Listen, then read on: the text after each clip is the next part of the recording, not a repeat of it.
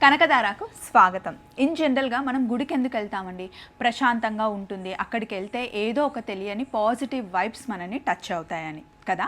అయితే గుడికి వెళ్ళి వచ్చిన వెంటనే కొంతమంది చిరాగ్గా ఉందని చెప్పి డ్రెస్ చేంజ్ చేసేస్తారు. కొంతమంది ఫేస్ వాష్ చేసుకుంటారు. కొంతమంది స్నానం కూడా చేసేస్తారు.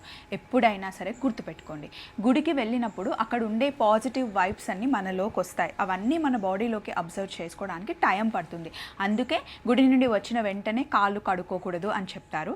అయితే పట్టుబట్టలు వేసుకుంటే అవి కొంచెం చిరాగ్గా ఉంటే డ్రెస్ చేంజ్ చేసుకోండి. కానీ మొహం కడుక్కోవడం, స్నానం చేయడం మటుకి చేయకండి.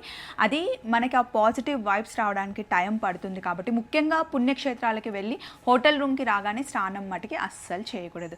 గుడికి వెళ్ళండి, చక్కగా దైవాన్ని దర్శించుకోండి, కొద్దిసేపు ప్రశాంతంగా కూర్చోండి. ఇంటికి వచ్చిన తర్వాత డ్రెస్ చేంజ్ చేసుకోండి. కానీ మళ్ళీ చెప్తున్నాను, స్నానం, మొహం కడగడం లాంటివి చేయకండి. కనకదారాలో ఇలాంటి ఇంకెన్నో విషయాలు చెప్తూ ఉంటాను.